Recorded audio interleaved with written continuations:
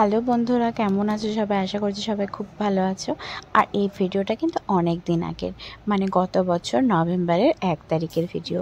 হ্যাঁ জানি আমি একটু বেশি লেজি, তাই ভিডিওটা আপলোড করতেও অনেক দেরি হয়ে গেল। বৃন্দাবন থেকে বাড়ি ফেরার যেই ভিডিওর জার্নিটা তোমাদের সাথে সেটাই শেয়ার করতে চলে আসলাম। দেখতেই পেলে তখন সকাল 8টা মতন বাজে। তখন আমি হোটেল থেকে বের হয়ে আমরা নিউ দিল্লির উদ্দেশ্যে যাচ্ছিলাম মথুরা থেকে। তো আমরা প্রথমেই একটা স্টেট বাসে চড়েছিলাম নিউ দিল্লি যাওয়ার জন্য। তো কিছুটা রাস্তা আমরা দিল্লি আগ পর্যন্ত অনেক, মানে জায়গাটার নাম কি ছিল আমার ঠিক মনে নেই, সেই পর্যন্ত আমরা বাসে করে গেছিলাম। তারপর আমরা গেছিলাম মেট্রোতে। শুধু একটা মেট্রোতেই নয়, আমাদের এখানে 3টা মেট্রো চেঞ্জ করতে হয়েছিল।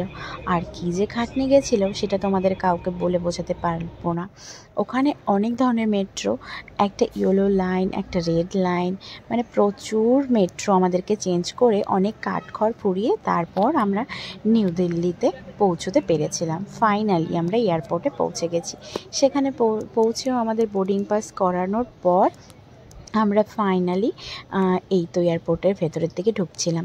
তো আজকে কিন্তু আমাদের, মানে যেই দিনের ভিডিও সেই দিন কিন্তু আমাদের প্রচুর খাটনি হয়েছিল, যেহেতু শরীর এমনিতেই আগে থেকে বিশেষ একটা ভালো ছিল না।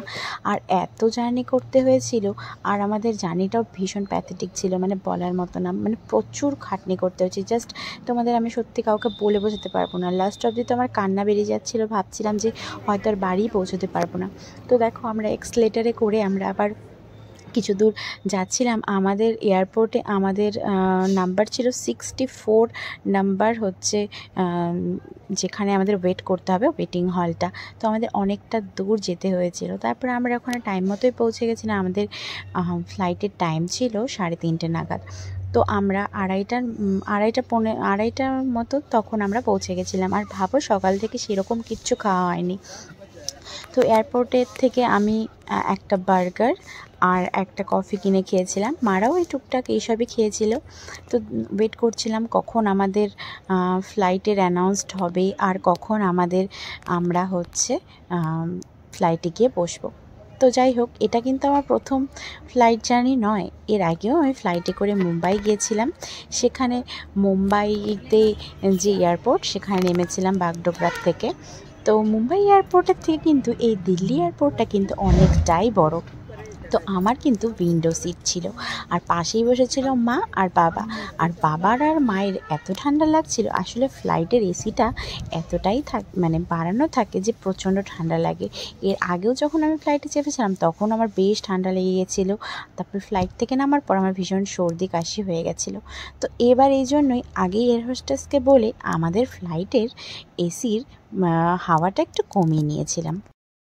আর দেখো কথা বলতে বলতে আমাদের ফ্লাইটটাও কিন্তু টেক অফ করে গেল দিল্লি থেকে, সোজা দিল্লি থেকে একদম বাগডোগরা পর্যন্ত। তো আমার কিন্তু ফ্লাইটে বেশ মজাই লাগে। অনেকের কাছে, মানে যখন আগে ফ্লাইটে উঠিনি তখন অনেকের কাছেই শুনতাম যে ফ্লাইটে নাকি বেশ ভয়ঙ্কর লাগে, ভয় করে, মাথা ঘোরায়, অনেকের নাকি কান ব্যথা করে। তো আমি এর আগেও উঠেছিলাম, তখন আমার কোনো প্রবলেম হয়নি। আর এটা তো আমার সেকেন্ড টাইম জার্নি, তো আমারও কোনো প্রবলেম হয়নি।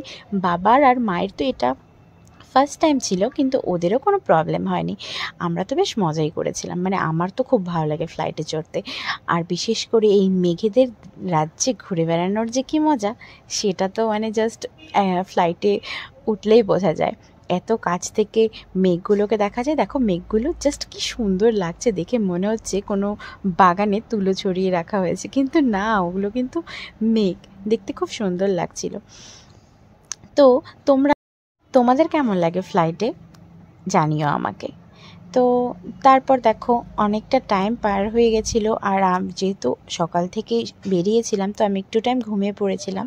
ঘুম ভেঙে দেখি যে সন্ধ্যা হয়ে গেছে। মানে প্রায় আমাদের তখন ফ্লাইট থেকে নামার টাইম চলে এসেছিলো। মানে তখন আমরা ওয়েস্ট বেঙ্গল ঢুকেই গিয়েছিলাম, মানে আমার তো তাই মনে হচ্ছিল, মানে তার কিছুক্ষণের মধ্যেই আমরা হয়তো নেমে যাব। তো দেখো ফ্লাইট থেকে এই নিচে দেখতে কত সুন্দর লাগে। এই তো দেখো আমরা বাগডোগরার একদম কাছাকাছি চলে এসেছি। কি সুন্দর লাগছে না? পুরো শহরে লাইট জ্বলছে, দেখতে কিন্তু দারুণ লাগে এই রাতের ভিউটা দেখতে ফ্লাইট থেকে। তো যাই হোক, তো আমরা এরকম কিন্তু গল্প করতে করতে দেখো বাগডোগরাতে নেমেও গেলাম। তো এই ছিল আমার মথুরা থেকে এই বাগডোগরায় আসার জার্নিটা। তো তারপর এখানে আমাদের জন্য যে টোনাদা, যার গাড়িতে আমরা সবসময় যাই, দাদা ওয়েটই করছিল। তারপরে আমরা লাগেজপত্র সব নিয়ে একদম সোজা গাড়িতে উঠে ভিডিওটা আবার স্টার্ট করেছি। তো দেখতেই পাচ্ছ আমরা কিন্তু শিলিগুড়ি পৌঁছে গেছি, এবার বাড়ির উদ্দেশ্যে বেরিয়ে পড়েছি। আর পেয়েছিল আমার প্রচণ্ড রকমের খিদে, সারাদিন ভাত খাওয়া হয়নি। তো রাস্তায় তাই বললাম যে কোনোখানে একটা দাঁড়াও, একটু মোমো খাবো। তো এই জন্য টোনাদা একটা ভালো জায়গায় দাঁড় করিয়ে মোমো খাওয়ালো, কিন্তু মোমোটা আমার খাস লাগেনি, টোনাদার নাকি সেই ভালো লেগেছে। এই যে টোনাদা, তোমরা তো অনেকেই চেনো। তারপর আবার সোজা বেরিয়ে পড়লাম বাড়ির উদ্দেশ্যে। তো তোমাদের এই ভিডিওটা কেমন লাগলো অবশ্যই জানিও, আর পুরো ভিডিওটা দেখে কিন্তু অবশ্যই জানাবে যে তোমাদের কেমন লেগেছে। যদিও অনেক দিন থেকে তোমাদের সাথে এরকম বড় ভিডিও শেয়ার করা হয় না, আর এই ভিডিওটা তো অনেক পুরনো ছিল। তো যাই হোক, তোমাদের কেমন লেগেছে সেটা জানিও। ভালো লাগলে অবশ্যই একটা লাইক করে দিও, আর যারা আজকে আমার ভিডিও প্রথম দেখছো তারা কিন্তু একটা সাবস্ক্রাইব করে দেবে। আর এরকমই আমার ভিডিও দেখার জন্য পাশে থেকো। দেখা হচ্ছে কোনো নতুন ভিডিওতে। ভালো থেকো সবাই। আজকের মতো টাটা, বাই বাই।